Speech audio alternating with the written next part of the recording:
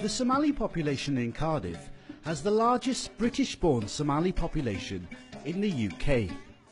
Somalis are generally thought to have first arrived in Britain in the late 19th century. Largely from British Somaliland, early Somali migrants, the majority of whom were male, worked either on ships transporting coal and other goods or for the merchant navy. Most of the seamen considered their stay in the UK as temporary and had left their families behind.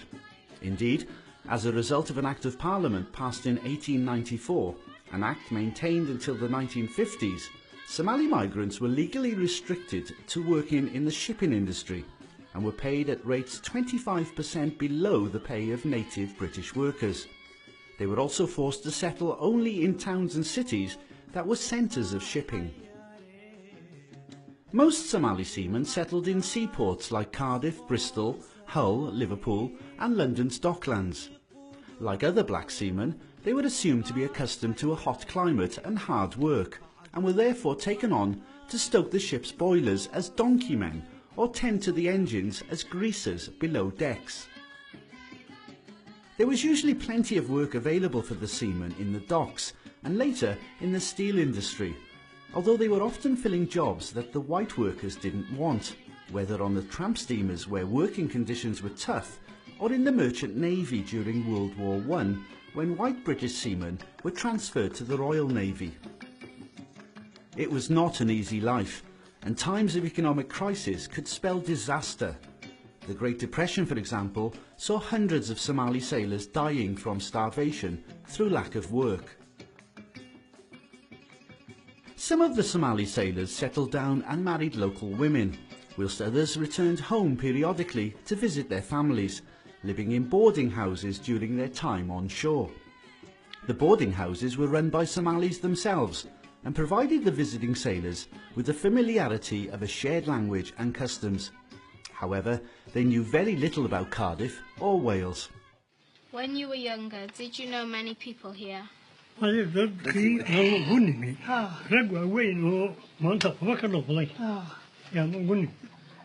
dadkii waaweynaa mar baa dawaa wada waa isku wada khatibaan ahayn dadkii waaweynaa waxba kama joogaan nayuub dad badan baa raggii joogay nin kama noola.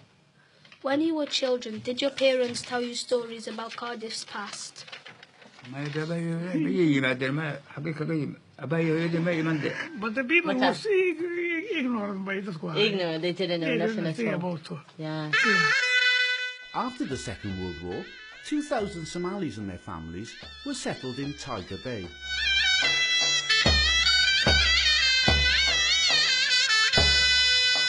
Somaliland forms the cap of the Horn of Africa in Eastern Africa.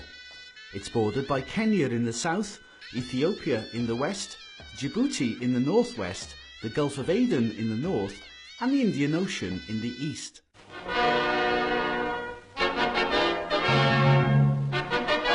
The Italian troops take over from the British in Italian Somaliland. Thus begins, under United Nations rule, their reconquest of what was once the pride of Italy's colonial empire. In the 1880s, Britain and Italy occupied different parts of Somaliland, and it remained under colonial control until after World War II.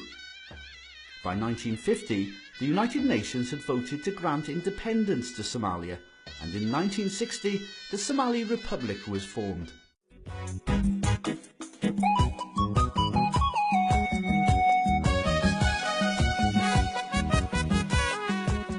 The Farah family has a long history of being involved in the community, which began with Abi Farah, who came to Wales from Somaliland during the late 1800s.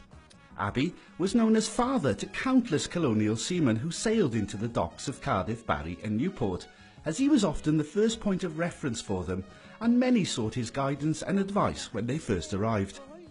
He founded Cardiff and Barry Coloured Society and the innovative Domino Youth Club in Thompson Street, Barry, which attracted children from all over the area and ran successfully for a number of years. Abi became the president of the Colonial Club in Barry, and a little later went on to manage the Colonial Club in Bute Street, Cardiff. He was awarded the MBE by King George VI for his wartime services to seamen. I was in charge of a mashru', for helping people who lost their legs by mines. His son, Abdul Rahim Abi Farah, was schooled in Barry and Cardiff before joining Exeter and then Oxford University. He worked as a Somali government official and became director of the Somali Information Service, and also served as Somali ambassador to Ethiopia before moving to the United Nations as permanent representative of Somaliland. He was also Minister of Agriculture, as well as being Somaliland's representative on the Organisation of African Unity. In 2006, Abdul Rahim and 6 other distinguished delegates were sent to Somaliland on a goodwill mission to help resolve a number of challenges facing the country. I, Kofi Annan, solemnly swear to exercise in all loyalty, discretion and conscience, the functions entrusted to me as Secretary General of the United Nations. Abdul Rahim also became the Under-Secretary General of the United Nations, second only to Kofi Annan, one of the most important people in the world.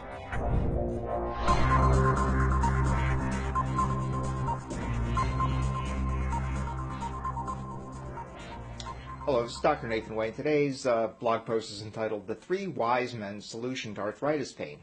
The answer to treating painful arthritis could lie in an age-old herbal remedy, frankincense, according to Cardiff University scientists in the United Kingdom. The story was first reported in Science Daily.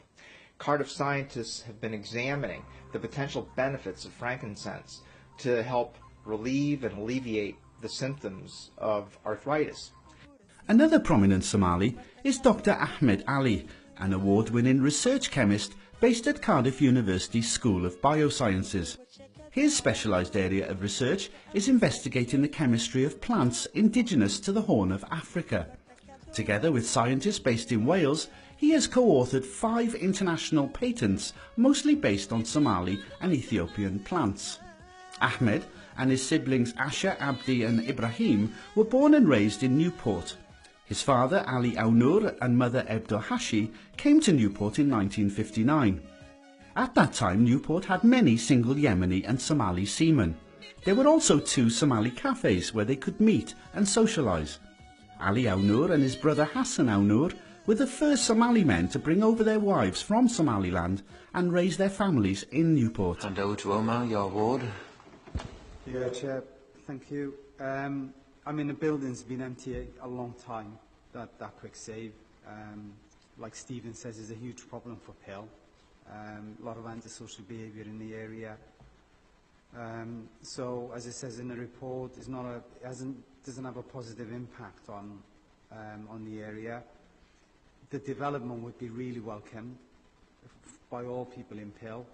And I welcome the detailed report that the officers have written. Labour candidate Omar Ali made history as the first Somali to be voted onto Newport Council.